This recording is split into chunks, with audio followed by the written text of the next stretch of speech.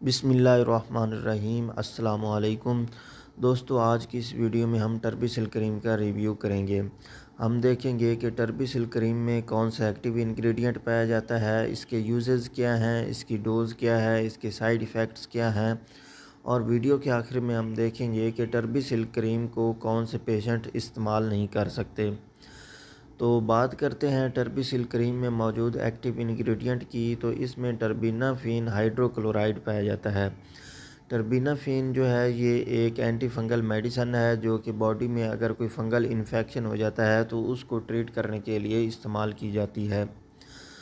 بات کرتے ہیں ٹربیسل کریم کے یوزز کی، تو ٹربیسل کریم جو ہے یہ اسکن پر مختلف قسم کے جو فنگل انفیکشنز ہیں ان کو ٹریٹ کرنے کے لیے استعمال ہوتی ہے۔ تو اسے پاؤں کے فنگل انفیکشن جسے ایتھلیٹ فوٹ بھی کہا جاتا ہے، اس کو ٹریٹ کرنے کے لیے استعمال کیا جا سکتا ہے۔ اس کنڈیشن کو ٹینیا پیڈس بھی کہا جاتا ہے۔ اس کے علاوہ اسکن پر دائرے کی شکل میں فنگل انفیکشن ہو جاتا ہے جسے رنگ ورم یا ٹینیا کارپورس بھی کہا جاتا ہے۔ اس کے علاوہ رانوں کے درمیان فنگل انفیکشن ہو جاتا ہے جسے ٹینیا کروریس بھی کہا جاتا ہے۔ اس کے علاوہ یہ ٹینیا ورسیکولر جس میں جلد پر دھبے وغیرہ پڑ جاتے ہیں، اس کنڈیشن کو ٹریٹ کرنے کے لیے بھی استعمال کی جا سکتی ہے۔ اس کے علاوہ ناخنوں کو اگر فنگل انفیکشن ہو جاتا ہے جسے اونیکومائکوسس کہا جاتا ہے، تو اس کنڈیشن کو ٹریٹ کرنے کے لیے بھی ٹربیسل کریم استعمال کی جا سکتی ہے۔ بات کرتے ہیں ٹربیسل کریم کی ڈوز اور طریقہ استعمال کی، تو آپ نے سب سے پہلے متاثرہ جگہ کو دھو کر خشک کر لینا ہے۔ دن میں 1 یا 2 بار آپ نے متاثرہ جگہ پر ٹربیسل کریم کو ہلکی سی مقدار میں لگانا ہے۔ کریم کو آپ نے اتنا ملنا ہے کہ کریم جو ہے یہ اچھی طرح جذب ہو جائے۔ تو مکمل علاج کے لیے آپ نے 1 سے لے کر 4 ہفتے تک اسے استعمال کرنا ہے۔ تو یہ ڈیپینڈ کرتا ہے کہ انفیکشن جو ہے یہ کتنا شدید ہے۔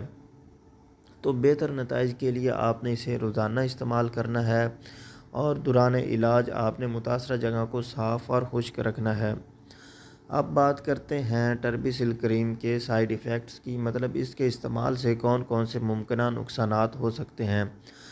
تو ان میں ایک تو اسکن پر جلن یا خارش ہو سکتی ہے، ریڈنس یا سوجن وغیرہ ہو سکتی ہے، اور جلد خشک ہو سکتی ہے۔ تو یہ ہیں ٹربیسل کریم کے سائیڈ ایفیکٹس۔ اب بات کرتے ہیں ٹربیسل کریم کی کنٹرا انڈیکیشنز کی، مطلب کون سے پیشنٹ ٹربیسل کریم کو استعمال نہیں کر سکتے۔ تو اگر آپ ٹربیسل کریم میں موجود ایکٹیو انگریڈینٹ یعنی ٹربینافین یا کسی دوسرے انگریڈینٹ سے الرجک ہیں تو آپ ٹربیسل کریم کو استعمال نہیں کر سکتے۔ اس کے علاوہ کھلے زخموں یا جلی ہوئی جلد پر آپ ٹربیسل کریم نہیں لگا سکتے۔ اس کے علاوہ آپ نے ٹربیسل کریم کو لگاتے ہوئے آنکھوں، ناک اور منہ کے ساتھ براہ راست رابطے سے بچنا ہے۔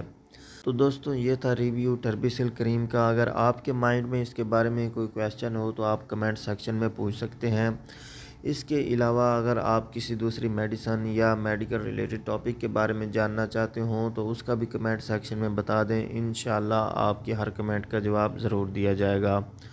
میں ہوں آپ کا فارماسسٹ محمد عمران۔ اپنی دعاؤں میں یاد رکھیے گا۔ اگلی ویڈیو آنے تک اللہ حافظ۔